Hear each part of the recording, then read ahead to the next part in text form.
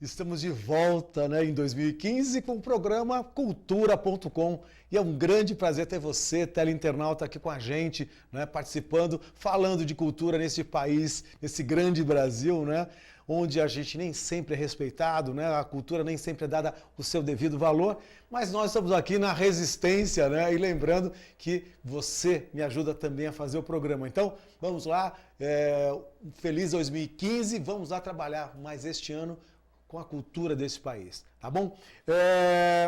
Eu quero lembrar, né, que aqui na Up TV nós temos vários programas, então eu queria convidar vocês para assistir os programas dos colegas. Então eu queria lembrar aí do Fantástico Mundo da Anne, o Pesca e Náutica do meu amigo Tonhão, o Momento Coaching do Rogério de Caro, o Fino da Voz, que estreou, né, agora no comecinho aqui com o Cosmo, e também a Missão Educar com os professores o Serrano e o Dirceu, tá bom? Vamos lá, 2015 cheio de luta, de força, e é isso que nos move. Hoje eu estou trazendo aqui para vocês, né, um colega de muito tempo, né, já de uns 20 anos, o Roberto Ratner, que é um ator, produtor de teatro, um facilitador ou um empresário das artes, que está aqui hoje para a gente bater um papo, para falar um pouco tanto da questão da produção cultural, como desse novo momento que a gente vem vivendo no Brasil, que são os apoios culturais às empresas, né, que estão começando também a abrir. Roberto, obrigado da presença. Aliás, eu estava devendo uma entrevista, né, que ficou pendente do ano passado, e nós estamos aí de volta. Obrigado da tua presença e vamos lá, faça as suas considerações iniciais para os nossos teleinternautas. Obrigado já, de antemão, a tua presença e visita aqui hoje. Obrigado, Chiquinho. Eu é que agradeço. Sejam bem-vindos todos os teleinternautas do mundo todo, né? Sim. Porque a internet atinge até o Polo Norte, o Polo Sul, enfim, todos os lugares. Muito obrigado, honrado por estar no seu programa, um amigo de longa data, 20 e tantos anos, na luta fazendo cultura, né, Chiquinho? É isso aí. A gente, lembrando, né, você, teleinternauta que está chegando, né, que você pode, né, participar do programa mandando as suas questões aqui para o programa. Então, você tem alguma dúvida, quer saber de alguma coisa a mais? Manda aqui no seu lado esquerdo do vídeo, você faz a sua pergunta, fala de onde você é e a gente vai fazer a pergunta aqui para o Robertão aqui já de cara. Roberto, a gente sempre começa o programa discutindo essa cultura e como, né? Você já é um sujeito que está há um tempo já fazendo teatro, enfim, produzindo, teve em vários grupos de grandes esportes aqui em São Paulo. Como é que você começou com o teatro? Como é que você inicia? Qual é o teu primeiro contato com a arte, né, para a gente poder entender um pouco dessa tua trajetória? Claro, Chiquinho. Bom, volto a dizer a importância do teatro na escola, né? Na escola? Na escola. Eu comecei na escola no sexto ano. No sexto ano eu morava em Itaquera, na periferia de São Paulo. Sempre estudei. Sou de Itaquera. Sempre estudei em escola pública, em escola do estado. Era melhor do que agora está um pouquinho mais, né, mais difícil. Mas eu tive uma professora, a professora Marlene, inesquecível, professora de teatro. E fizemos um espetáculo numa escola pública. Qual é o nome da escola, você lembra? Geraldo Domingos Cortês, em Itaquera. Que legal. E era uma escola que tinha um teatro ou não? Não tinha nada. Olha que loucura. A gente fazia numa salinha lá, ela estimulava isso. E nessa mesma sexta série, para quem é mais velho vai lembrar disso, né? Nós fizemos um espetáculo que eu escrevi e dirigi, chamado Homem do Sapato Branco, que era o Jacinto Figueira Júnior. Aliás, todo mundo via, porque ele tinha um programa que era muito forte, né? Exatamente. Eu lembro desse programa, meu pai não deixava eu assistir. Eu assistia. Tanto que eu escrevi e fiz, né? Meu pai não deixava ver. Rapaz, genial. E fizemos, e aí na escola tiveram outros espetáculos, nós ganhamos em primeiro lugar. E aí teve um festival das escolas da Zona Leste, que isso existia antes. Que é muito bacana isso, né? Muito legal. Estimula, né? Festival de Teatro Amador. Nós fomos, ganhamos também e até circulamos com esse espetáculo, muito pouco, claro, porque é com o nosso dinheiro, dinheiro que não tinha, muito menos que agora. Mas isso me deu uma estimulada. Isso eu tinha 12 para 13 anos, né? Sim. Então passou um tempo ainda, né? Eu tive que estudar, Sim, estudei claro. até o ginásio e aí fiz a Escola Superior de Artes Célia Helena. Ah, A querida você. Célia Helena. Aliás, já convidei várias vezes A Lígia Cortez. A Lígia. Lígia, vou fazer mais uma vez o convite aqui, pessoal, para você. Olha, um ex-aluno aqui, aliás, já é o segundo, porque a Camila dos Anjos também foi aluna lá do Célia Helena e agora o Robertão também, Opa! né? Do Célia Helena. A Lígia me deu aula, a Célia Helena A Célia me deu Helena também, aula, você tem da Célia Helena. Eu sou do tempo dela Então, mesmo. o que uma das características que eu venho vendo nesses últimos anos aqui, né, de entrevistas, é que quase que na totalidade dos meus colegas, quase todos, o primeiro contato foi com a escola. Então, a gente tem uma questão muito forte do primeiro contato com a escola, a cultura ligada a educação. Sim. Né? Então, é engraçado. E por que as coisas andam tão distantes uma das outras? Ah, Chiquinho, uma pergunta que eu também me faço, viu? Eu acho que antigamente era mais fácil, o teatro era mais presente na escola. Hoje em dia tem muito mais escolas de teatro, muito mais, só que não sei te dizer, não que não é levado tão a sério, mas acho que deixa a desejar um pouquinho. Sabe que essa pergunta foi quase eu gravei um programa aqui junto com o professor Liceu e o Serrano, falando exatamente sobre isso, sobre essa distância que existe entre a educação e a cultura. E sempre, a grande maioria, olha, estou para dizer que nós já temos mais ou menos umas 100 e poucas entrevistas e todas, quase que todas, os colegas tiveram esse primeiro contato na escola e isso um professor de português que acaba estimulando uma turma e dessa turma, né, algum descamba para o teatro. Né? Eu acho que hoje é uma outra realidade, Chiquinho. A oferta de escolas de teatro, profissional inclusive, é grande. Então, eu acho que na própria escola tem curso de teatro, mas não dá o DRT, por exemplo. DRT, para quem não sabe, né, o que permite o ator profissional trabalhar. Fazer o seu comercial, ganhar seu cachê teste, seu cachê, né? Exatamente, né?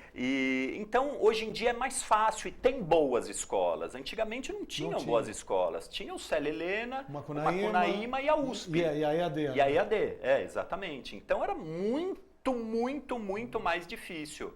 Hoje tem o Beto Silveira, meu grande amigo, meu mestre. Aliás, que já foi convidado para vir aqui. Beto Silveira, ó, convite de novo aqui no ar. Estou esperando você aqui. Exatamente. E outros institutos, escolas que são sérias também, que também fornecem o DRT. Então tá um pouco mais fácil. Eu acho que na nossa geração, a gente deve ter mais ou menos uma idade parecida. Eu tenho 44 hoje. Bom, eu tenho 18. Então, né? é um pouquinho 18, diferente. Então era um pouco diferente porque a escola estimulava muito a isso. Sim. Tanto que essa professora Marlene, infelizmente eu não sei se ela é viva, se não é, mas eu sou muito grato a ela, muito grato. Porque ela me estimulou a ponto de eu me profissionalizar, né? Eu vivo das artes há mais de 20 anos. Então, isso que eu ia te perguntar. Você chegou, ao passar por esse momento que você teve da escola mesmo, desse trabalho de fazer um texto, que é muito legal isso, né? Porque você te estimula a tudo que envolve o teatro, né? Pois é. Tanto o texto, claro. o ensaio como um ator, alguém olhando de fora como diretor, né? E vai te dando essa noção geral. Você acabou fazendo outras coisas, você foi estudar já ao sair do colégio, do ginásio, você já foi para o curso universitário já em arte?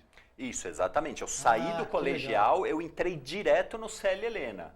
Demorou acho que 1 ano, assim, mas foi pouco tempo. Então já foi determinado. Eu já fui determinado a isso, Tinha uma espécie de um vestibular, né? Não é esse vestibular tradicional, até porque é uma escola de teatro. Mas eu fui e fiz, eram 3 anos o curso naquela época, se eu não me engano, e já saí com DRT e já saí para um espetáculo profissional. Um espetáculo que nós entramos em cartaz no TBC, na época, A Fábula do Lobo, do La Fontaine, Produção do Paulo Delmondes, Ah, que é do sindicato, né? Sim, que é do SATED. SATED, né? E aí nós entramos em cartaz e aí circulamos por várias cidades. Eu era recém-formado.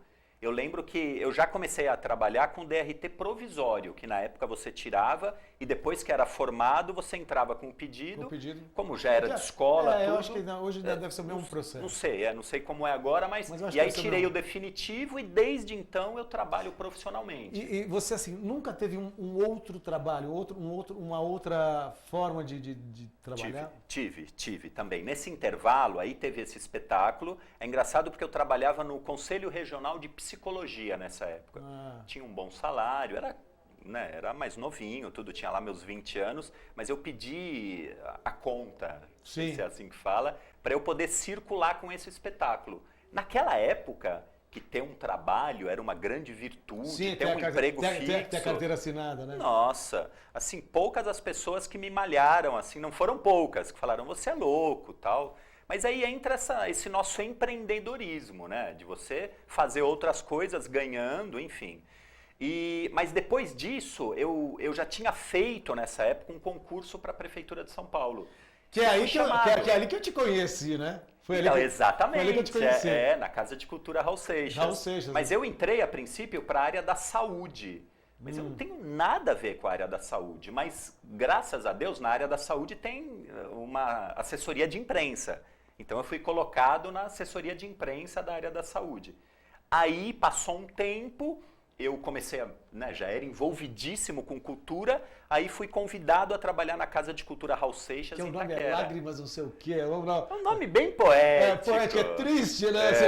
Lá em Itaquera mesmo, Itaquera mesmo, Itaquera, eu lembro que eu te conheci, você era o coordenador do Raul Seixas. Da Casa de Cultura Raul Seixas. Raul Seixas, que é lindo ali, um lugar gostoso. É dentro de um parque, Parque Raul Seixas. Sim, que é Rua Murmúrios da Tarde. Murmúrios da Tarde. Não lembrava, eu estava tentando lembrar. Eu não pensei que fosse lágrima de alguma coisa, mas Murmúrios da Tarde. Mas deve ter lágrimas por ali também, que as ruas são todas poéticas. E foi um momento, eu não sei ainda hoje, se as casas de cultura continuam ainda ativas. Você tem notícia disso? Mudou bastante. Até naquela época mudou, ela passou para outra secretaria e deu uma desvirtuada um pouquinho no objetivo principal da Casa de Cultura. Que para mim é fomentar a cultura da região. Do lugar, né? Sim, do lugar. Você estimular aquelas pessoas dali. Principalmente essas casas de cultura, como a de Itaquera, que é numa periferia que não tem nada. Tem Itaquera, tinha em Pinheiros. São Miguel na Avenida Tito, né? Exatamente. Eu cheguei a fazer nesses lugares todos. Exatamente. Porque a importância, Chiquinho, é que ali você está longe do metrô meia hora. Sim. Ou seja, longe do centro da cidade 1 hora e pouco. Eu acho importante esse tipo de lugares, esse tipo porque você acaba levando cultura para um lugar que normalmente aquelas pessoas daquele lugar elas não iriam para o centro assistir nada. Exatamente. Quer dizer, eu acho que aí tem um pouco da função do artista também de ir onde o povo está, né? Exato. Desde que a Casa de Cultura funcione para isso, né? Então ela tem que fomentar essa cultura. Então, na minha época, funcionava muito bem. Depois foi perdendo, tanto que eu pedi exoneração da prefeitura. Que aí chegou num ponto que estava um pouco insuportável trabalhar. Também fui taxado de louco, de besta. Aliás, falando de louco, nós já tivemos a primeira... você que está chegando agora, hoje eu estou entrevistando o Roberto Ratner, que é um ator, produtor,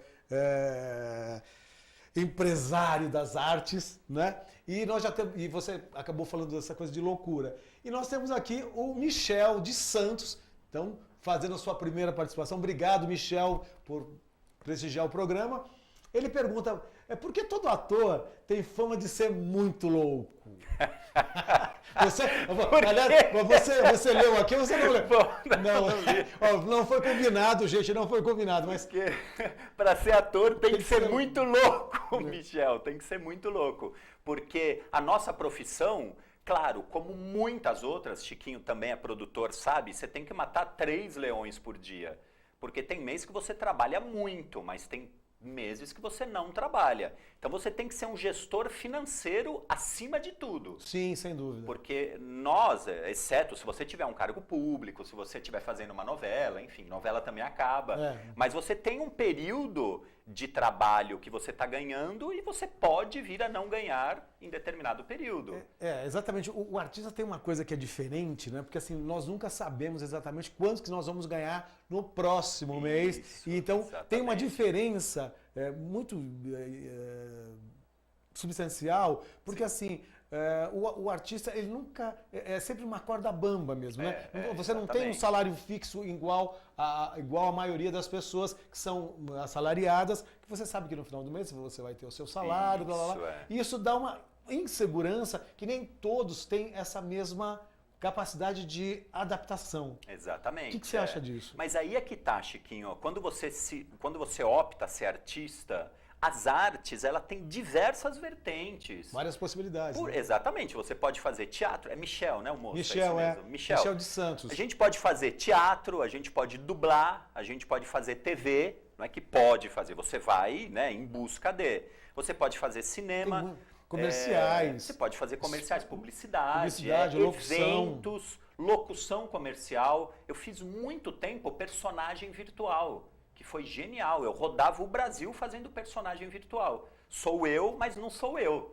Eu estou interpretando um personagem. E aí, assim, eu acho que é legal isso, esse ponto da gente discutir. Como é que foi esse caminhar após a saída da prefeitura e, de novo, porque aí você estava com um salário fixo, e aí de novo você poderia ser para sempre, poderia estar até hoje lá, né? Claro. E aí você opta a não. Sim. Quer dizer, esse a inquietação do artista, Exatamente, né? A inquietação. Você falou bem, não é loucura porque você está consciente do que está fazendo. Porque senão eu não estou rasgando dinheiro. Exato. Na verdade, eu saí da prefeitura porque ela não me contemplava mais nos meus anseios, naquilo que eu estava fazendo. Como foi? Só para você entender melhor, na ocasião, as verbas da prefeitura foram completamente cortadas da Casa de Cultura. Eu ficava lá sem fazer nada. Não dá. E aí a gente ia atrás dos artistas da região para dar aula de Tai Chi Chuan, dar aula de teatro, não sei o quê. Mas eu ganhava, parece brincadeira, né? Eu ganhava sem fazer nada. Isso me incomodava profundamente. Eu pedi exoneração. Não quiseram me dar exoneração. Eles falaram, não, você tá besta, você tá fazendo uma burrada. Me deram uma licença sem vencimento de 2 anos. Para você ver, eu pedindo. Eu tive que ficar em 2 anos, não ganha nada, né? Claro, pelo contrário, você paga a previdência da prefeitura para eu pensar melhor se eu queria mesmo pedir exoneração. E é claro, terminou os 2 anos, eu pedi exoneração. Então, a partir daí, você se vê num momento Michel, novamente, dessa loucura toda. Mas não é loucura, é um empreendedorismo, Chiquinho. Isso que eu ia chegar nesse assunto, né? Eu acho que o artista sempre tem essa questão, não, Michel, não é loucura, é empreendedorismo. Exatamente. Que esse empreendedorismo, ele se encaixa não só na área cultural, né, mas em qualquer área, né? Isso é muito importante. Aliás, a gente vem debatendo a cada programa sobre essa questão, assim, quer dizer, a gente tem que levantar a nossa bunda da cadeira e fazer alguma coisa, né? Porque é importante, né? A gente não pode ficar sempre, eu faço uma coisa que eu não gosto. Quer dizer, então não dá, a vida é muito curta para a gente não fazer o que a gente não gosta. Quer dizer, esse é o meu ponto de pensar. Que tá certíssimo. Na verdade, Chiquinho, o artista e Michel também, já botamos o Michel no programa, né? Michel, você entrou na dança aqui. Ele está sentado aqui com a gente um pouquinho mais para frente. Você está aqui do nosso lado sentado vendo essa confusão toda. Você que provocou. Exatamente, com sua bela pergunta. Mas o artista, ele não que seja mais criativo que os outros, mas é criativo. É criativo. Então você tem que criar na sua profissão, né? Então, é nesse sentido que o Chiquinho falou do empreendedorismo. A gente tem que formatar novas ideias a cada dia. Então, você pode fazer um mega espetáculo, mas você tem que sentar e escrever esse espetáculo. Ele tem que sair da sua cuca. Isso é ser um empreendedor. Então, você tem que fazer isso a cada dia. E não só isso, né, Chiquinho? No meu caso, não sei se eu estou antecipando um pouco, mas eu tenho uma empresa que formata projetos culturais. Eu virei um especialista em projetos culturais. Aí vem muito artista, me procura e fala, eu tenho uma ideia genial. Eu falo, tá, mas qual é essa ideia? Ele, ele fala, mas não sabe pôr no papel, muitas vezes. Nós vamos chegar nesse Exatamente, ponto. Né? A gente vai fazer daqui a pouco um intervalo para mostrar. Aliás, eu estou vendo a sua camiseta aqui, né? Procurando o Luiz, foi um espetáculo que ficou em cartaz o ano passado, Isso, né? exatamente. E que provavelmente volta, a gente vinha conversando aqui nos bastidores, provavelmente volte, né? E nós vamos falar também desse projeto, claro. E para a gente poder destrinchar um pouco, além dessa questão da produção, né? do ser artista, que outros caminhos, né, seguem paralelo para que a nossa loucura aconteça, né, Michel de Santos? Vamos lá, solta lá, Guilherme Dias aí na produção.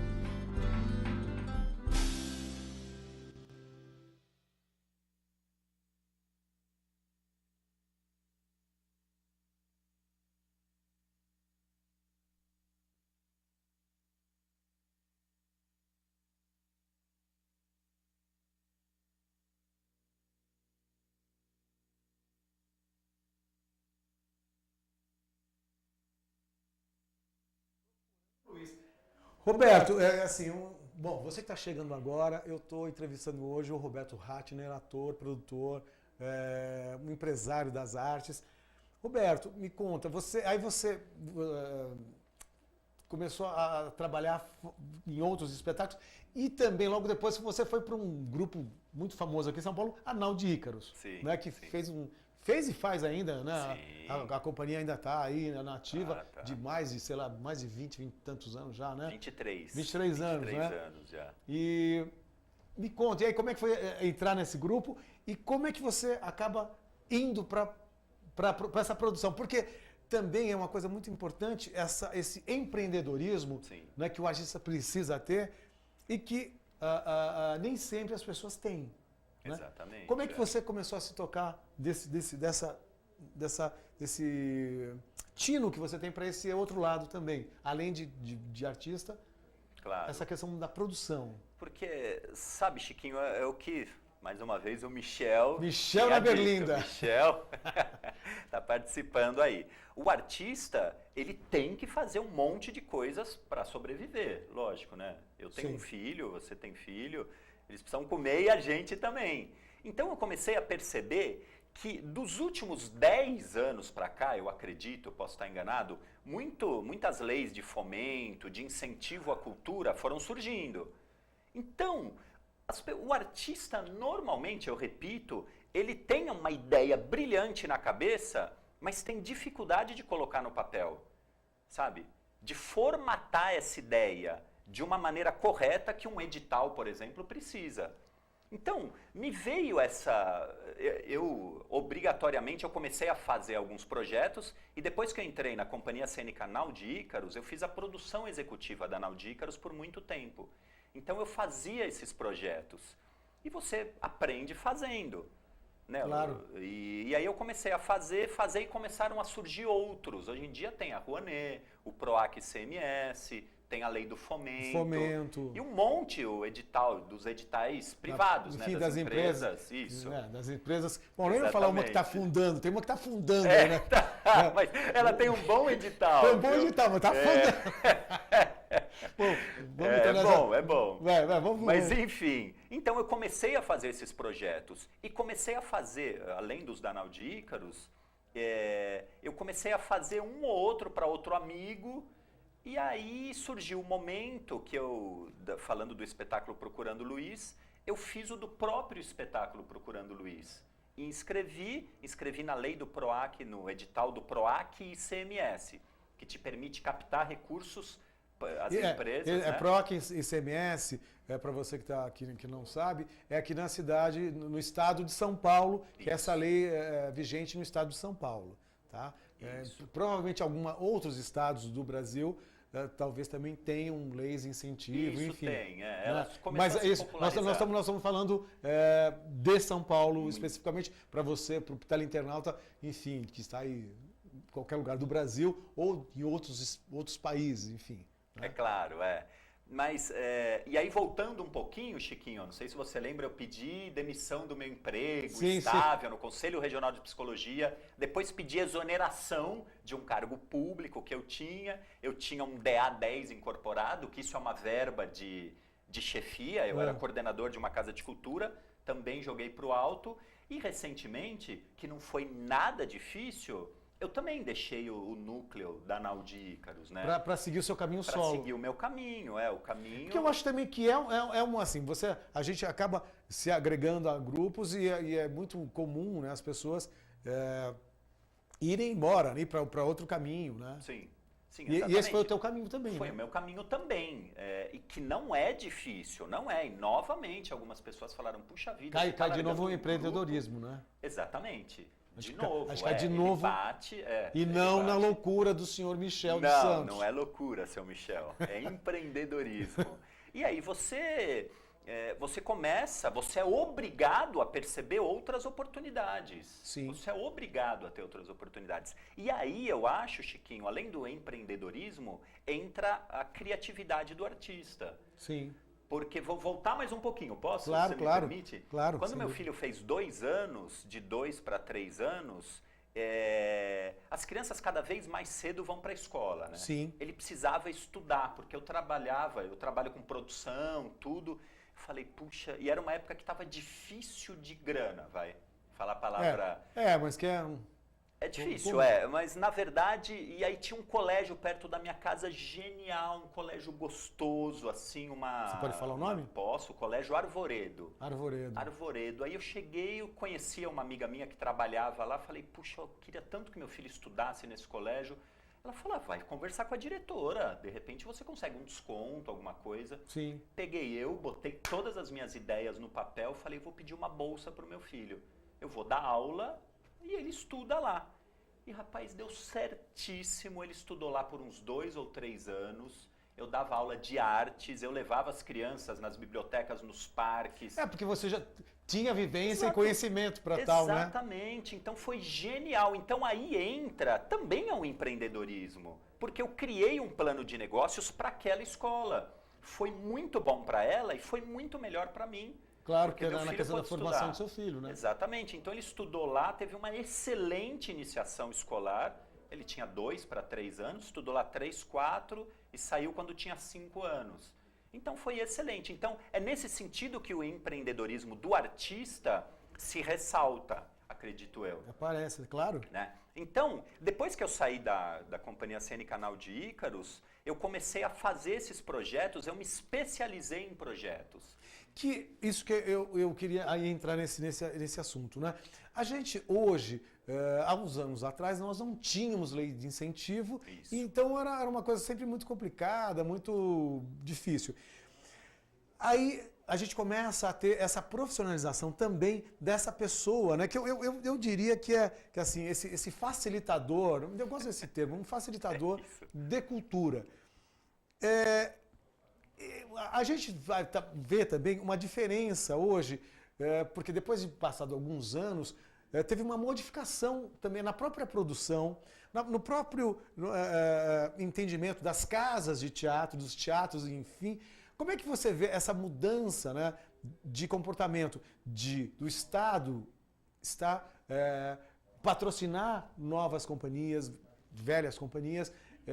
Isso começou também a democratizar a própria produção, não é isso? Exatamente, eu vejo com muito bons olhos, porque uma coisa é um grupo viver com seu próprio dinheiro, muitas vezes é o que a gente falou, muitas vezes ele não tem apresentações agendadas naquele mês. E aí?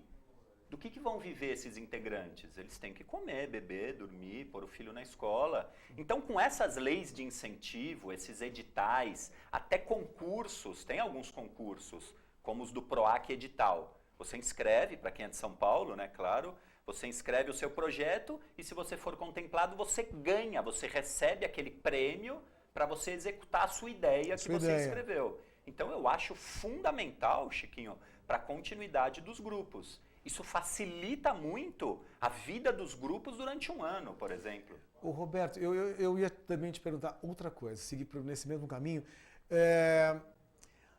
Do outro lado, tem um empresário que ele tem uma verba e muitas vezes ele não sabe que ele pode usar, no caso do ICMS, ele pode ser um patrocinador de projetos. Como é que você vê essa mudança também desses empresários? O que você diria para esse empresário que pode estar assistindo o programa, dessa possibilidade, dessa facilidade que ele tem e que ele pode também retornar, porque ele vai ter que devolver esse dinheiro para o Estado. Então, por que não estimular novos grupos? Como é que você está vendo esses novos empresários ou os empresários mais tradicionais? Como é que estão vendo esse trabalho hoje? Olha, Chiquinho, eu posso contar minha experiência pessoal? Já posso entrar no... Sim, claro. Porque eu vou dar um bom exemplo disso tudo. Esse espetáculo Procurando Luiz foi inscrito no PROAC ICMS, foi aprovado e eu fui atrás de empresas para patrocinarem pela isenção do ICMS. Então, as empresas normalmente não conhecem. Não de conhecem, 10 né? empresas que eu vou, 8 não conhecem e 2 já se utilizam dela. E são muito felizes por isso. Porque a empresa, também falar para... E você pode falar o nome da empresa. Posso falar então. Foi o Tenda Atacado, genial. Que é um mercado. É um atacadista, um supermercadista, um atacado. Muito legal. E a Protende Sistemas e Métodos, que é uma empresa de engenharia. Então, qual foi a tua dificuldade em mostrar para esse empresário da facilidade? Porque assim como este... Né? Nós temos vários empresários que poderiam estar patrocinando projetos. E esse debate aqui é um debate muito interessante. Claro. A primeira coisa, Chiquinho, é desconfiança. Por quê? Porque você fala para o cara, ao invés de você pagar 100 mil de ICMS num mês, por exemplo, 10 mil que seja, você vai pagar 3% disso para um projeto cultural e o restante você paga normal para o governo. Você já iria pagar, né? Já iria pagar. Ao invés de pagar 100%, ele paga 97% e 3% ele dá para a cultura. Aí você fala, e aí você vai ter ingresso, uma cota de ingresso gratuito, Quer dizer, vai ter a contrapartida proposta, né? Porque assim, de uma forma ou de outra, a marca, a imagem desse produtor, dessa empresa, ela vai estar associada à cultura, né? Que faz uma mensagem subliminar, aumenta a credibilidade do produto. Exatamente, né? Ele tem uma baita de uma propaganda. Porque ele teria que pagar de qualquer forma. Exatamente, Então ele obtém, teoricamente, né, vamos falar assim, uma propaganda gratuita. Que não é gratuita, claro. Lógico. É uma contrapartida ao apoio que ele está dando àquele projeto. Então, nesse caso do Procurando Luiz, eu tinha uma boa verba de divulgação, que é previsto lá na planilha orçamentária, usei dela 100% e eu tive uma publicidade, Chiquinho, genial. Aliás, tanto que o meu contato foi porque eu vi no metrô. Exatamente. Eu vi no metrô a propaganda e falei, o Roberto aqui fazendo o espetáculo. E aí que foi feito o contato, né? Enfim, que eu fiz contato com você. Chiquinho, você falou do metrô. Só do metrô, o alcance é de 1 milhão de pessoas por dia. Por dia. Por dia. Então eu deixei por 60 dias, ou seja, 60 milhões de pessoas viram a marca do Tenda e da Protende. Só no metrô, fora a Folha de São Paulo, todos os veículos de comunicação, fora as rádios, que eu tinha verba prevista para isso. Então é um pool de divulgação que faz muito bem para o patrocinador. E que normalmente o empresário não teria. Ele não teria. Assim, ele entra de carona, né? Exatamente. Não é de carona, assim, ele vai junto, né? Claro. Ele entra em lugares que normalmente ele não entraria sozinho. Exatamente. Fora isso, os funcionários dele, os colaboradores, vão ao teatro. Também, não é né? normal. Não é normal as porque- pessoas irem tanto ao teatro. Exato. A gente tem um problema seríssimo, né? Que é de público mesmo no teatro, porque assim, há um tempo atrás, quer dizer, a gente tinha sempre a casa lotada, tinha, né, era sempre bacana. E um tempo pra cá, as pessoas, enfim, tem uma série de coisas que envolvem, né? A questão da segurança, enfim, uma série de coisas que inibem, né, que a pessoa saia da sua casa. E, de qualquer maneira, também, dentro desses mesmos projetos, o espetáculo, às vezes, ele vai para uma cidade, quer dizer, dentro da proposta da planilha, né, oferecida ao patrocinador, existe também essa possibilidade de visitar outras cidades dentro do estado. Isso aconteceu com vocês. Isso, exatamente. Na primeira etapa desse projeto, nós entramos em cartaz. Foi a produção do espetáculo, levantar o espetáculo e depois entrar em cartaz por 2 meses. Então, isso tudo esteve contemplado nesse projeto. A segunda parte é circular pelo estado de São Paulo. Vocês Como circularam? É um projeto... Não, ainda não. Ainda não. Ainda é para esse ano. Tá. A gente vai circular agora esse ano. Então, é um projeto que permite os grupos a isso. É o que a gente estava falando. Tem diversos deles. O da Lei Rouanet é em nível federal. Você pode fazer um projeto e viajar para onde você quiser da federação, de qualquer estado do país. Por exemplo. Roberto, me diz uma coisa. Entre um e outro, né? Por exemplo, a Lei Rouanet, este também é uma dificuldade para a captação de uma Lei Rouanet, também nessa questão nacional. Você encontra também problemas nesse sentido, também de desconfiança dentro da Lei Rouanet? Sim. Sim, eu acho que a Rouanet mais do que o ICMS, porque a Rouanet envolve o imposto de renda. E muita empresa fala, não, eu não quero mexer com isso, eu vou me expor junto à Receita Federal. E não tem nada a ver, Chiquinho, nada a ver, não precisa associar. Que é a mesma coisa, né? Ele vai ter que pagar para o governo um X e 4%, 4% ele pode destinar a um projeto Exatamente, cultural. É um projeto cultural ou esportivo, enfim, né? Vamos falar do cultural. Vamos falar do cultural, vamos puxar a sardinha para o nosso lado. Isso, Então, só que cada lei tem sua especificidade, né? A do imposto de renda, o forte dela é no final do ano, quando as empresas fecham o balanço. Final. Do ICMS não, é mensal o recolhimento. Então, mensalmente, ela pode aportar valores. Exato. Deixa eu te perguntar, um colega nosso que está assistindo o programa agora, você também faz esse trabalho para outras pessoas? Quer dizer, além de fazer todo o seu trabalho, você ainda você faz essa prestação de serviço para outras companhias, enfim, então você que está aí, do estado de São Paulo principalmente, né? Eu queria saber isso, Roberto. Você também atende a outros grupos, a não ser o seu? Sim, atendo. Eu tenho uma empresa, uma produtora, que é a 12x8 Produções Artísticas, que faz esse tipo de trabalho. E não só no estado de São Paulo, porque a Rouanet tem abrangência nacional. É Brasil, né? Então, não tem problema. Então podemos falar. Então vamos falar. Então, eu vou pedir para o Guilherme colocar o telefone, né, aqui embaixo. Fala de novo o site de vocês, por favor. Tá.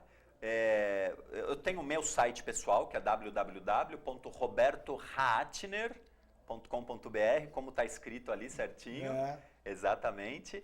E tem o meu telefone também, o 11 99799 4713. Repete devagar, porque assim, para a pessoa... 11, não sei se está aparecendo lá no vídeo, mas... É verdade, né? 11 tá no vídeo, 99799 4713. E hoje em dia, Chiquinho, a ferramenta é Facebook. Sim, então, também, né? É muito eficaz. Eu já fechei muito negócio pelo Facebook. Aliás, falando do Facebook, só lembrando, né, que nós temos a nossa página no Facebook, né, do programa Cultura.com. Então, você de qualquer lugar do Brasil, o que está acontecendo aí na sua cidade, no seu estado, um espetáculo, você, colega, está circulando pelo Brasil, coloca lá. Nós já estamos com 9.600 pessoas no grupo, pessoas que gostam de cultura, que fazem cultura, que consomem cultura, quer dizer, estamos fazendo uma corrente, né, cultural nesse país, né? Isso aí. Nós estamos também com uma pergunta da Giovana de São Caetano. Ela pergunta: qual foi o trabalho que você mais gostou de fazer? Que saia justa. Normalmente é o último, né? Normalmente é o último.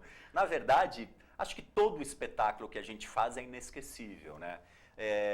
Tiveram os espetáculos que eu fiz com a Naldi Ícaros, que são maravilhosos, que eu ainda faço, né? Você se desliga da companhia, mas não deixa de fazer os espetáculos do repertório, né? No meu caso.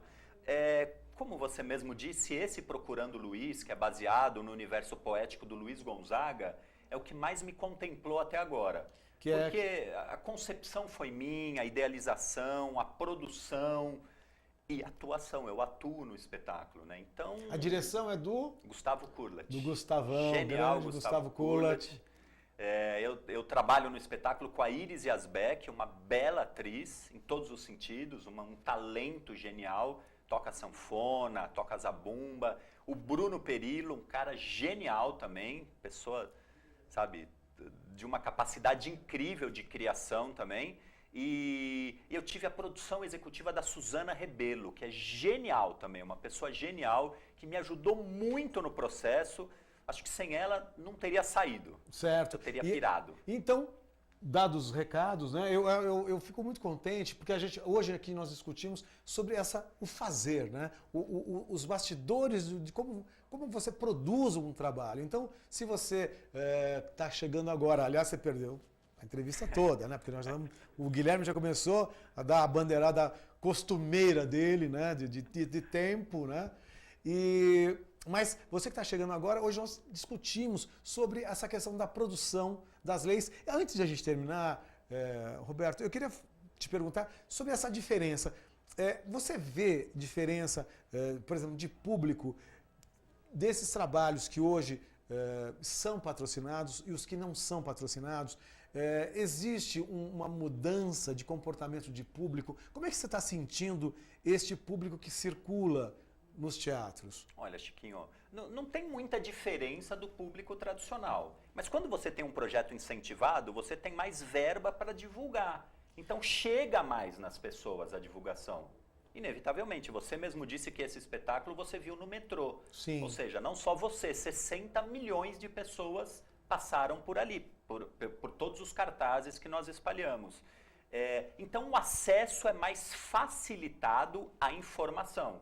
Então a pessoa vê, é baseado no universo do Luiz Gonzaga. Ela gosta do Luiz Gonzaga, ela vai ver. Ela vai buscar. Ela vai, não importa se ela mora em Itaquera, Guaianazes, sabe, Capão Redondo, porque a pessoa gosta e vai. Então, quando um projeto não é incentivado e não tem uma boa divulgação... Que normalmente é o que acontece, difícil, né? É o que acontece. Quer dizer, você tem um caminho um pouco mais duro, né? Exatamente. Aí quem consome cultura mesmo, quem está acostumado a ler esses cadernos de cultura, tem acesso. E até essa questão dos cadernos de cultura tem um rodízio, né? Exatamente. Tem um rodízio que ele nem sempre contempla. Quando um espetáculo está dentro de uma grande revista, você tem aí um aumento aí de 20%, 30% de público no final de semana ou durante a temporada. Quando sai. Agora, quando não sai, você fica nessa questão, essa dificuldade. Exatamente. E, logicamente, que este espaço que nós temos